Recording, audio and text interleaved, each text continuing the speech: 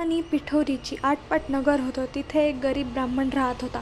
त्याच्या घरी श्रावणातल्या अवसेच्या दिवशी बापाचं श्राद्ध होतं. इकडे दरवर्षी काय होई, ज्या दिवशी श्राद्ध त्या दिवशी सकाळपासूनच त्याच्या सुनेच्या पोट दुखू लागे व ब्राह्मण जेवायला बसायच्या वेळी बाळांत होऊन पोर मरून जाई. असं झालं म्हणजे ब्राह्मण उपाशी जात असत. असं 6 वर्ष झालं. 7व्या वर्षीही तसंच झालं. तेव्हा सासरा रागवला. ते मेलेलं पोर तिच्या ओटीत घातलं, तिला रानात हाकलून लावलं. पुढे जाता जाता ती एका मोठ्या अरण्यात गेली. तिथे तिला झोटिंगाची बायको भेटली. ती म्हणाली, बाई बाई, तू कोणाची कोण? इथं येण्याचं कारण काय? आलीस तशी लवकर जा, नाहीतर माझा नवरा झोटिंग येईल आणि तुला मारून खाऊन टाकेल. तेव्हा ब्राह्मणाची सून म्हणाली, तेवढ्याकरिताच मी इथं आले आहे. झोटिंगाची बायको म्हणाली, बाई बाई, तू इतकी जीवावर उदार का? तशी ब्राह्मणाची सून आपली हकीकत सांगू लागली. ती म्हणाली, मी एका ब्राह्मणाची सून. दरवर्षी मी श्रावणी अवसेच्या दिवशी बाळांत होई व मूल मरून जाई. त्याच दिवशी आमच्या घरी माझ्या आजे सासऱ्याचं श्राद्ध असे. माझं असं झालं म्हणजे श्राद्धास आलेले ब्राह्मण उपाशी जात.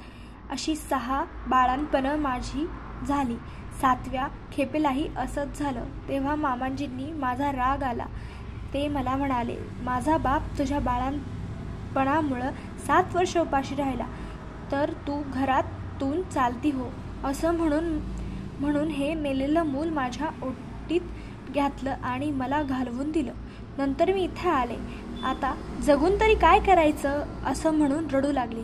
तेव्हा तशी झोटिंगाची बायको तिला म्हणाली, बाई, तू भिवू नको, घाबरू नको.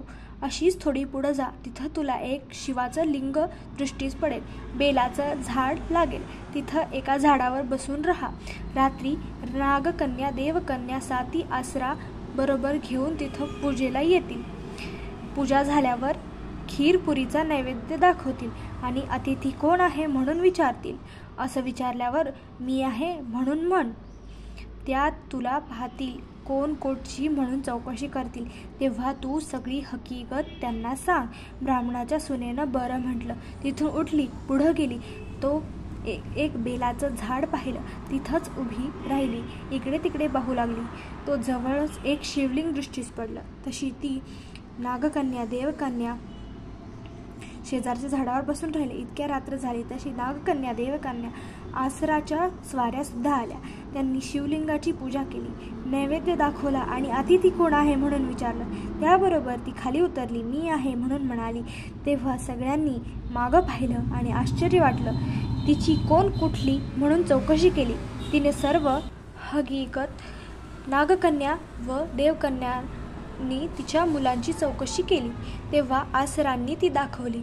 पुढं त्यांनी तिच्या 7 मुलांना जिवंत केलं आणि तिच्या हवाली केलं. पुढं तिला हे व्रत सांगितलं. 64 योगिनीची पूजा करायला सांगितली आणि मृत्यूलोकी हे व्रत प्रकट करायला सांगितलं. तशी तिनं विचारलं, ह्यानं काय होतं? आसराने सांगितलं, हे व्रत केलं म्हणजे मुलं बाळ दगावत नाही, सुखसमाधानात राहतात. पुढं ती त्यांना